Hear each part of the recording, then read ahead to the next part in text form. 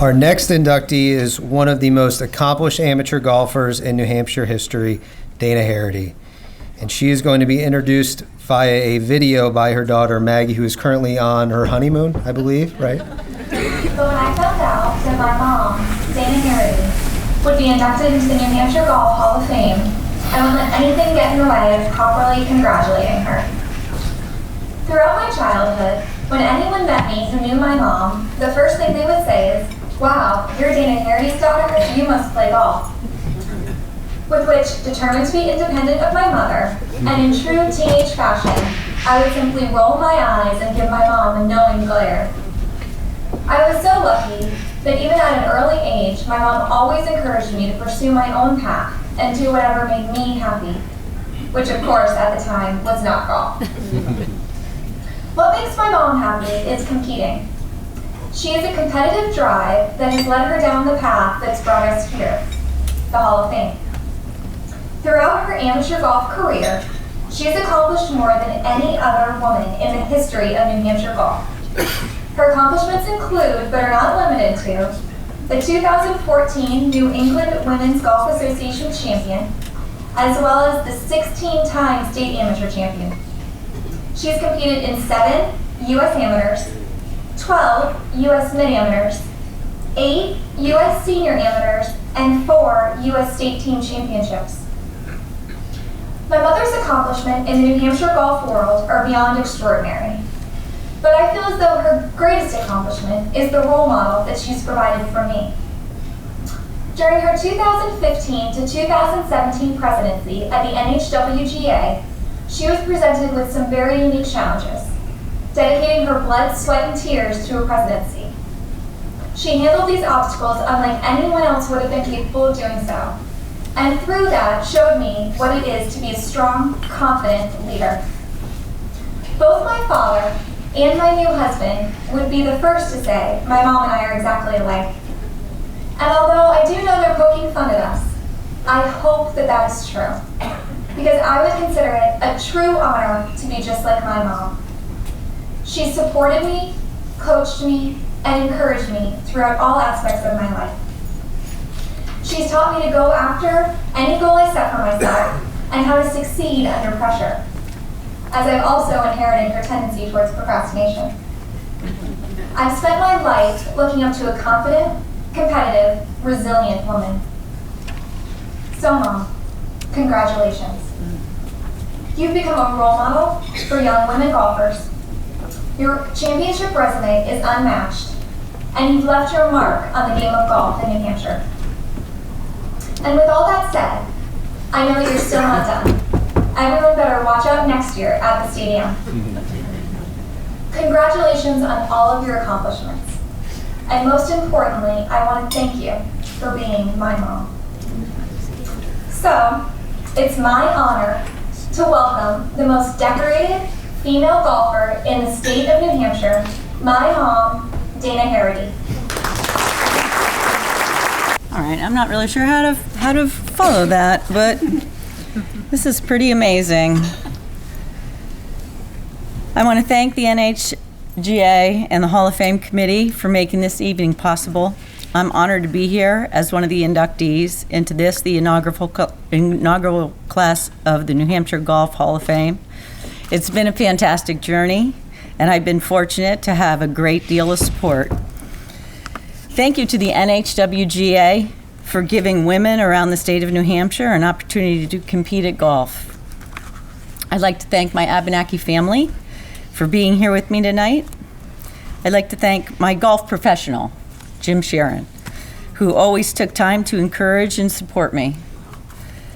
I'd like to thank my sister Stacy, who's over here, who, after I beat her the first time I played golf, she gave me her golf clubs. I'd like to thank my sister Sally, who gave me my first pair of golf shoes, and her husband Doug, who took me out to play golf every Monday, even though I would throw a tantrum or two. I want to thank my daughter, who put up with my life of tournament golf. When Maggie was born, I had a wonderful family of sisters who babysat for Maggie. The Trotman girls were the first. They took turns watching my baby. So much so that the first word out of Maggie's mouth was Zebby. Not Mommy, not Daddy, Zebby. We had no idea who Zebby was. Zebby turned out to be the Trotman's dog. Then there were the Sheeran girls. I think Melanie spent more time with Maggie than with her own friends. Maggie and Melanie both became nurses, one at Children's, the other at New England Baptist, and they remained in touch through the years, and Melanie just attended Maggie's wedding. So thank you to Kim Trotman and Melanie Sheeran, who gave me the opportunity to play golf. Thank you to my best friends, Nancy Kelly and Donna Perkins, who make me a better player and they make me a better person. And most of all, I'd like to thank the most important person in my life, my husband, Peter. I got lucky when I met Peter. Little did I know my life was going to change forever. I'm not talking about our romance. I'm talking about my golf game. I moved from Connecticut to Peter's native New Hampshire.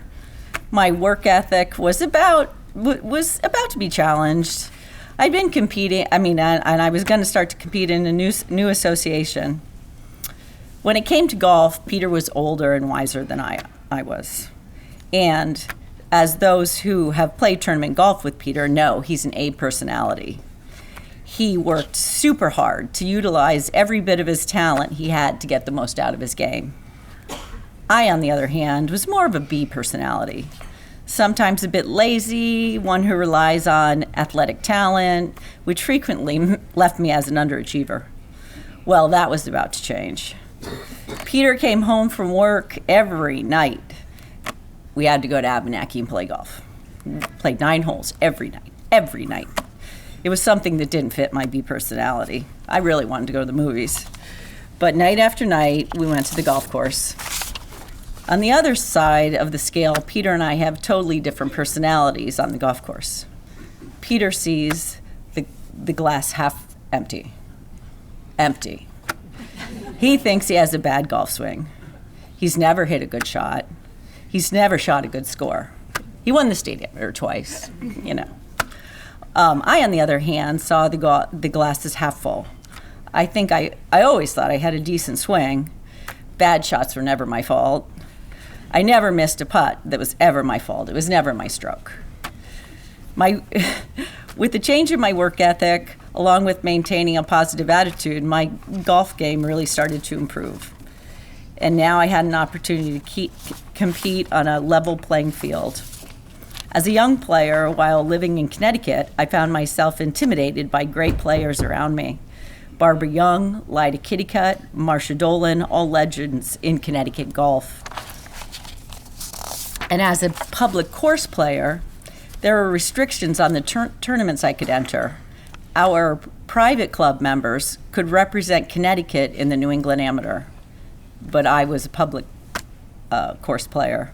When I joined the NHWGA, I was elated. It was a breath of fresh air.